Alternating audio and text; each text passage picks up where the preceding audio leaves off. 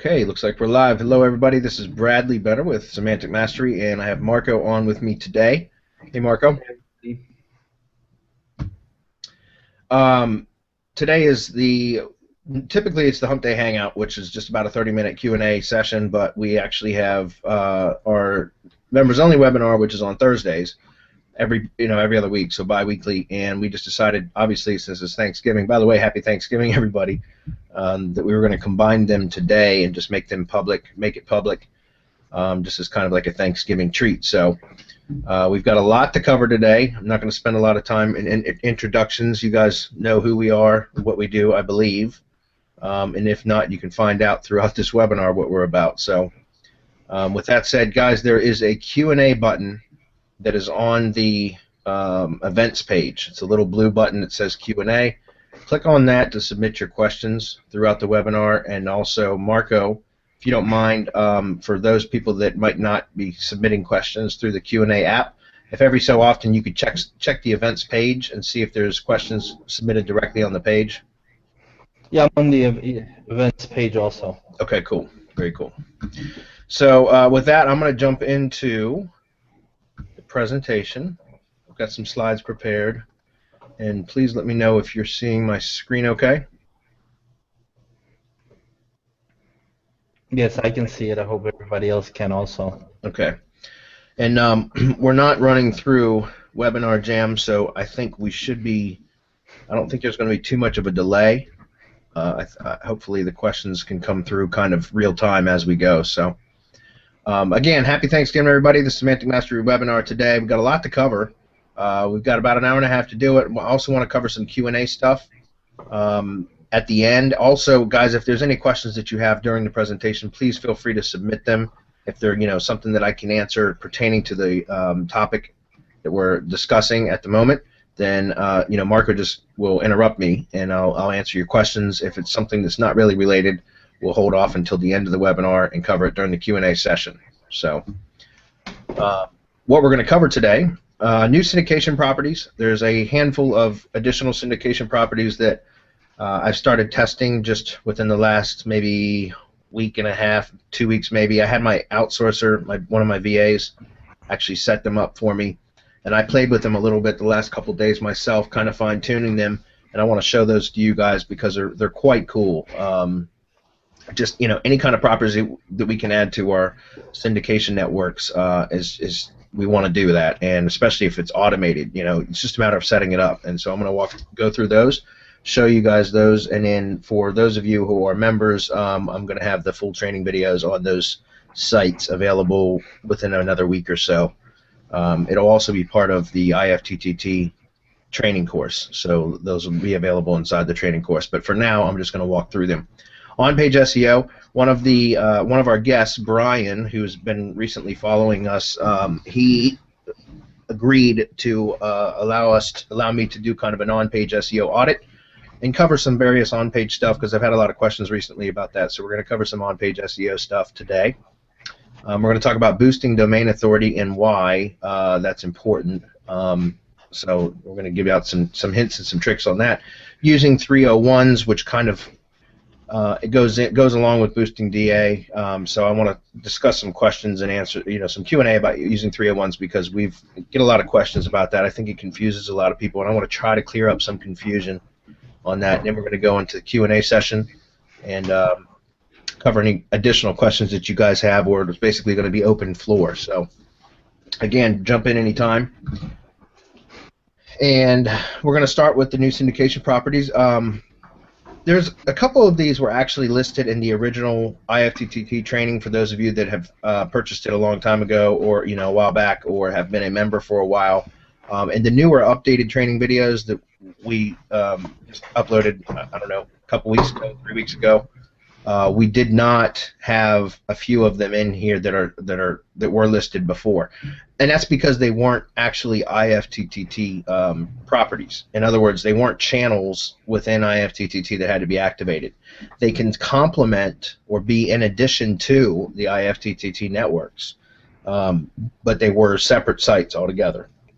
So that's why I left them out of the updated training, because it really would be what I call additional or bonus training, or advanced training, something like that. It's not necessarily part of the core training series. So one of those is Friendfeed, and you'll see that what I have in parentheses by next to each one of these is the domain authority value, and then also if it's got an RSS feed itself, an output feed. And I'm not 100% sure on the other ones. I spent a little bit of time today trying to find if some of these other sites had an output RSS feed, but I wasn't able to get through all of them. So some of these other ones may also have RSS feed outputs, but I just was unable to find them. So, and if not, we can see if we can create one. So yeah, absolutely. Anytime we can create out of any property, period, that we can create one. Speaking of that, this is a little bit off topic, but there is a site called Page 2 RSS, and I played with this several years ago, and it didn't really do what I wanted it to do. But I just actually landed on this page yesterday or 2 days ago, and they have updated this a lot. I haven't played with it yet, so guys, I'm just giving this to you as a, if somebody else wants to play with it and report back before I get it done, please let me know or let us know.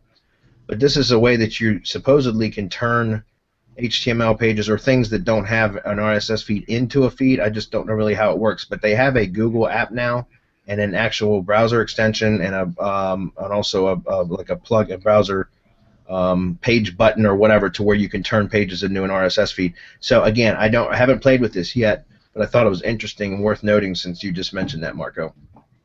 So that's page2rss.com. Somebody wants to play with that before we get to it, let us know inside the members area or the community.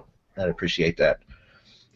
So anyways, today I want to show a couple of these, or go through these and show some examples. Again, I said I had a virtual assistant of mine create these properties for one of my projects, and I want to show you the results so that you can get a feel for it.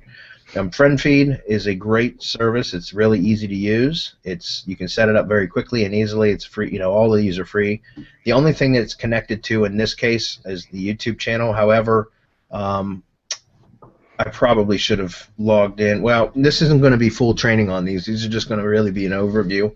But you can add a number of different Web 2.0, and anything with an RSS feed you can also add to here. I've got this connected specifically to a YouTube channel only, but you can connect anything with an RSS feed, also Tumblr, Delicious, Digo, WordPress, Blogger, all of those. And so basically it'll just create these little bookmarks. There are no follow links. That's why you're seeing the strike through, guys.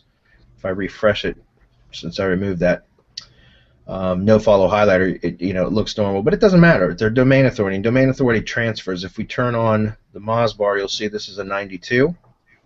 And it's very cool because it's basically a one and done. You set it up, you add your feed sources, and that's it. You click save, and then it will automatically repost everything that you have. Now, you can see that it says there's only one subscription here, and there's also friends. And I have found on Fiverr before that you can order. Let's see, one second. You can order Friendfeed friends and followers. I haven't really found a gig that's really that good. I've tried a few of them, but none of them have produced the results exactly like I wanted to. But there are some Friendfeed subscribers or followers or whatever gigs that you can find in here. You might have to do some digging and try some different terms. I've done them in the past, about 2 or 3 of them, and haven't really found anything that was that good. But it helps to get followers, just like Twitter and everything else. Okay. So Friendfeed's very cool, very simple to use. The next one is Flavors.me. This is a really, really cool site. I like this one a lot, and it's got a domain authority of 89. Let me show you what this one looks like. This one has been set up with more channels, and this is just a persona. Again, I had to set up as a test to test these properties out. It takes a moment for everything to load, but you can have, with a free account, you can have up to 5 content sources. Okay, and what's cool is these are like little iframes almost with the videos in here, and you can see I've got YouTube as one of the content sources. I believe this is the feed from the money site. This is the Blogger feed and Tumblr feed, and then the WordPress.com feed. And you can see that these are all links that directly, and it's with that domain authority of 89, right here on the profile page. So this is another one of those sites that once you add your content sources to it, up, like I said, up to 5 for free, then you could run a ton of links to this, and you're basically buffering any links that you send through this flavors.me and then through the other Web2s. You know what I'm saying? So you can kind of layer your links or tier them. Very cool, because if you look, I mean, if we go through it, it's got all the content from all those feeds. So it's very, very cool, and it's got the full content of the post, including the links from within inside the post itself. So all of those are live. You see that? So that's what. Anytime you can do something like that. So that's also, by the way, this is a good point for me to mention once again, that when you're syndicating content, you got to be very careful if you're setting up networks like this about how you structure your links. Okay, because if you're using anchor text links, you can imagine if they're getting syndicated out a bunch of properties and the links within the content are also live, it can cause problems for over optimization. You can trigger a penguin penalty if you've got too much, anchor text.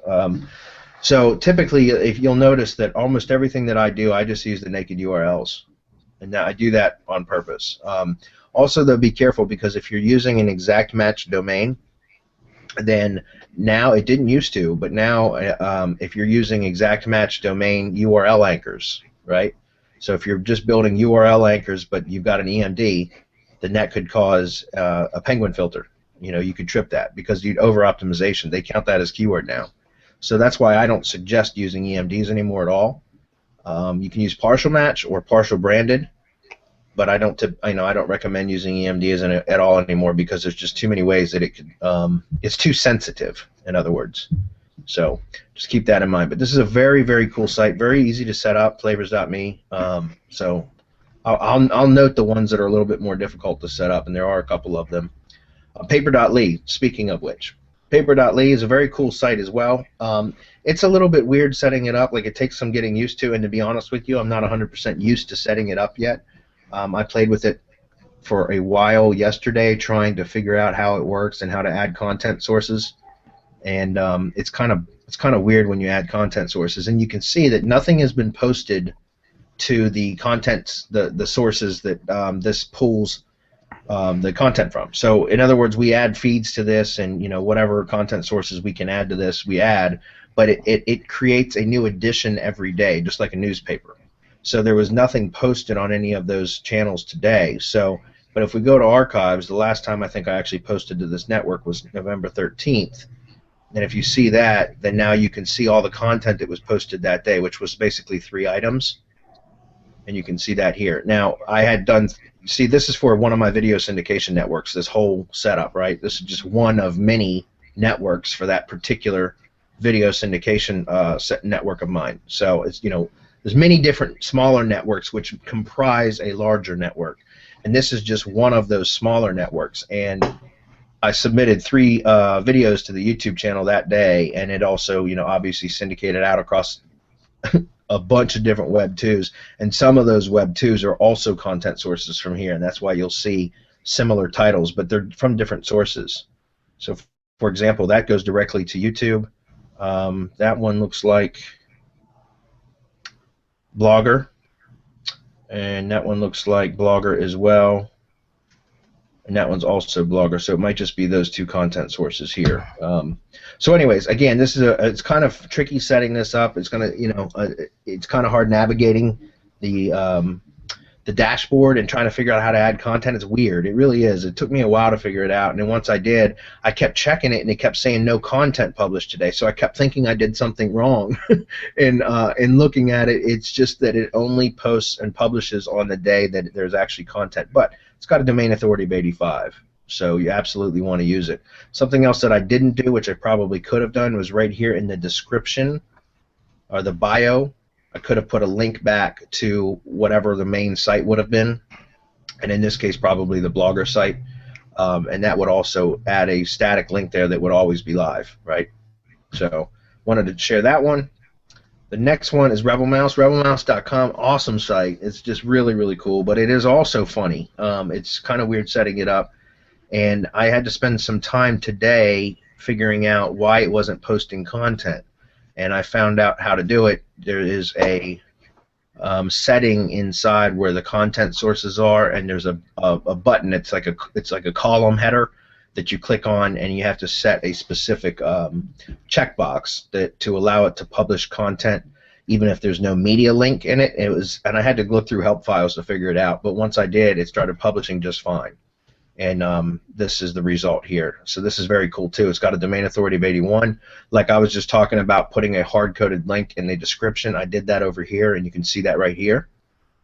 But this, once again, this will all automatically update itself as new content goes out across any one of the content sources, which I have, Blogger, Tumblr, YouTube, WordPress. All of those are connected to this as Twitter. So anytime anything goes out across any one of those channels, it's going to come out and update this.